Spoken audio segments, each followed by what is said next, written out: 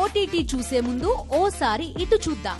పూర్తి వివరాలకు చదవండి రేపటి సాక్షి దినపత్రిక. నేను తిరుపతి జిల్లా సత్తివేడు నియోజకవర్గం నుంచి తెలుగుదేశ కార్యకర్తగా ఇక్కడికి నాకు జరిగిన అవమానాన్ని అత్యాచారాన్ని చెప్పుకోవడానికి ఇక్కడికి వచ్చాను. సత్తివేడు నియోజకవర్గం కోనేటి ఆదిమూలం ఎమ్మెల్యే గారు నేను ఆయనతో ద్వారా క్యాన్వాస్ చేయడం జరిగినప్పుడు నా మొబైల్ నెంబర్ తీసుకొని నా మొబైల్ నెంబర్ ద్వారా నాకు పదే కాల్ చేసేవాడు. కాల్ చేయడమే కాకుండా వాట్సాప్ కాల్స్ కూడా చేసేవాడు. చేసిన తర్వాత నన్ను ఉన్నట్లుండి ఓ రోజు ఎమ్మెల్యే అయిన తర్వాత భీమాస్ ప్యారడైస్ తిరుపతికి రావాలని చెప్పి కోరగా నేను ఎమ్మెల్యే గారు ఏదో అర్జెంటుగా రమ్మంటా ఉన్నాడని చెప్పి నేను కార్ బుక్ చేసుకొని అక్కడికి వెళ్ళడం జరిగింది. రూమ్ నెంబర్ 109 జూలై 6వ తారీఖు రోజు నేను అక్కడికి వెళ్ళడం జరిగింది. అక్కడ ఎవరూ లేదు, ప్రశాంతంగా ఉన్నింది. ఎమ్మెల్యే గారు మాత్రమే రూమ్లో ఉన్నారు. నేను వెంటనే రూమ్లోకి వెళ్ళడం నా పైన బలాత్కారానికి పాల్పడిన తర్వాత నేను అతనికి లొంగిపోవడం జరిగిన తర్వాత ఈ విషయం ఎక్కడైనా బయట చెప్పావంటే నేను చంపేస్తాను, నీ కుటుంబాన్ని చంపేస్తాను అని చెప్పి బెదిరించడం జరిగింది. అందువల్ల నేను ఎవరికి చెప్పుకోకుండా నేను సైలెంట్గా ఉండిపోయాను. మళ్ళీ ఇంకొకసారి ఫోన్ చేసి నువ్వు కానీ రాలేదంటే నేను మళ్ళీ నీ కుటుంబాన్ని నీ భర్తని చంపేస్తానని చెప్పి నన్ను బెదిరించడం ద్వారా నేను మళ్ళీ అక్కడికి భీమాస్ ప్యారడైస్కి వెళ్ళడం జరిగింది. వెళ్ళిన తర్వాత నేను పూర్తిగా ఆయన్ని అవాయిడ్ చేస్తూ వచ్చాను. నేను అవాయిడ్ చేశానని తెలుసుకున్న అతను నాకు పదే సైకోలాగా నిమిషానికి ఒకసారి ఫోన్ చేయడం జరిగింది. అది గుర్తించిన నా భర్త ఎమ్మెల్యే నీకు ఎందుకైతే ఇన్నిసార్లు కాల్ చేస్తున్నాడని చెప్పి నా మొబైల్ ఇంచేసి నన్ను కొట్టడం, నన్ను బెదిరించడం చాలా చేశాడు. చేసిన తర్వాత నేను ఆ బాధను భరించలేకుండా నాకు జరిగిన బాధని నేను ఆయనతో వివరించినప్పుడు నా భర్త ఇలానే నీకే జరిగిందా, చాలామందికి జరిగిందా అన్నప్పుడు చాలా మహిళలు గవర్నమెంట్ ఎంప్లాయీస్ కూడా ఉన్నారు, ఇందులో మహిళలు చాలామంది బలైపోతున్నారు చెప్పినప్పుడు ఆయన సూచించాడు నన్ను ఈ చాలామంది మహిళల్ని కాపాడుకొని మనం బ్రతకాలి, మనం కాపాడుకోవాలని చెప్పి ఆయన నాకు ఒక పెన్ కెమెరాని అరేంజ్ చేసి ఇవ్వడం జరిగిన తర్వాత ఆగస్టు 10వ తారీఖు భీమాస్ ప్యారడైస్కు 1:30 వెళ్ళడం జరిగింది. అక్కడ జరిగిన కామ క్రీడలను నేను రికార్డ్ చేసుకొని తీసుకొచ్చి నా భర్తకి ఇవ్వడం జరిగింది. అటు తర్వాత నేను మంగళగిరి పార్టీ ఆఫీస్ గారికి, పెద్దబాబు గారికి, చిన్నబాబు గారికి ఇద్దరికి నేను తెలియజేయడం జరిగింది. వాళ్ళ ద్వారా మాకు పిలుపు వస్తుందని ఇన్ని రోజులు వెయిట్ చేశాము. తర్వాత ఈ విషయం ఆయన తెలుసుకొని నన్ను బ్లాక్మెయిల్కి గురి చేయడము, మా ఇంటి చుట్టూ 4-5 మందిని పంపించి నన్ను వెతకడం చేస్తున్నాడు. నాకు ప్రాణహాని ఉంది, ప్రాణ భయంతో నేను ఇక్కడికి రావడం జరిగింది. అంతేకాకుండా ఇలాంటి చీడ పురుగులు తెలుగుదేశం పార్టీలో ఉన్న రోజులు తెలుగుదేశం పార్టీకి మంచి పేరు రాదని చెప్పి బాబు గారికి తెలియజేస్తున్నాను.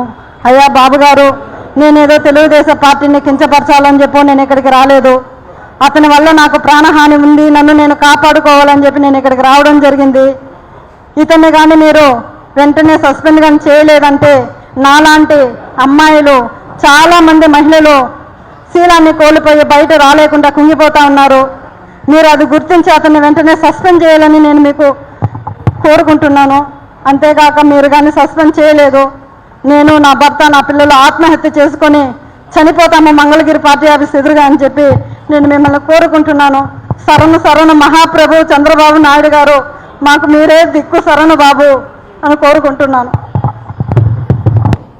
బాబు గారు ఎమ్మెల్యే గారిని ప్రకటించినప్పటి నుంచి నేను బాబు గారిని సీఎం కావాలని చెప్పి, ఆయన ప్రకటించిన ఆదిమూలం గారు ఎమ్మెల్యే కావాలని చెప్పి నేను ఆయనతో పాటు క్యాన్వాస్ చేయడం జరిగినప్పుడు నా మొబైల్ నెంబర్ అతని దగ్గర ఉండడం జరిగింది. ఆ మొబైల్ ద్వారా నన్ను ట్రాక్ చేసి నన్ను బ్లాక్మెయిల్ చేసి అతను లొంగ తీసుకోవడం జరిగిందండి.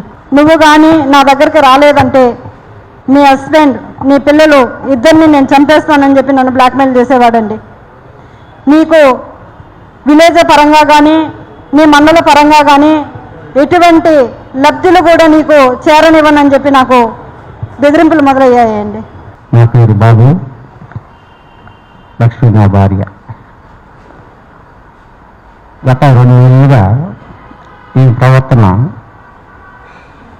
అలా రకంగా ఉండేది. కుటుంబంలో కొన్ని విషయాలు, ఒక భర్త కొన్ని విషయాలు తెలుస్తూ ఉంటాయి. దాన్ని పరిగణలోకి తీసుకొని ఒక ఎమ్మెల్యే అధికారి ఈ సత్యవేడు నియోజకవర్గాన్ని ఎంతోమంది ప్రజాప్రతినిధులు ఉంటారు. ఆయనకు కొన్ని సమస్యలు ఉంటాయి. ప్రజల కోసం ఒక మంచిని చెయ్యాలనేదే ఒక ఎమ్మెల్యే ధర్మం. అంతేగాని ప్రజలే ఉంటూ ప్రజల్లో తిరుగుతూ ఆడవాళ్ళపై అత్యాచారాలు చేయటం ఇది మహానేరం. టీవీ సోదరులకి మిత్రులకి నేను చెప్పేది ఒకటి సమస్య. ఆడజాతికి అంతం ఎప్పుడో జరిగింది, పట్టినంత అనుకుంటాం, చదువుకుంటా ఉంటాం. ఒక ఎమ్మెల్యేని ఇది మారింది. సాదాసీన మనుషులను ఎట్లా ఉండాలని మీరు ఆలోచన చేయాలి.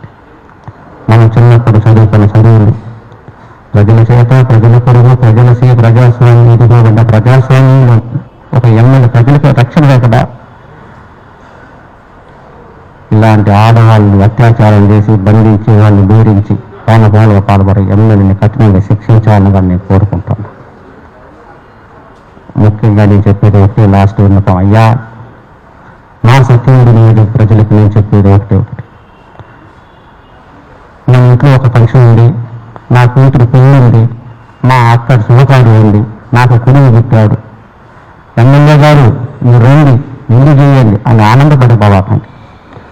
ఏమైతే ఆడిన వ్యక్తి ఆన్లైన్ దొరుకు నీ ఇంట్లో ఇల్లు చేసి నీ భార్య మీద చెయ్యేస్తాడు, నీ పిల్లల మీద, నీ అన్న మీద కన్నేస్తాడు, నీ పుత్రుడి మీద చెయ్యేస్తాడు.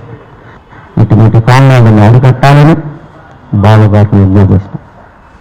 అంతేకాకుండా యాడిని కోరిక ఆడినాడు నా కుటుంబానికి ప్రాణహాని లేదు, ఈ ప్రాణహాని రచించాలని బాబుగారు కోరుకుంటూ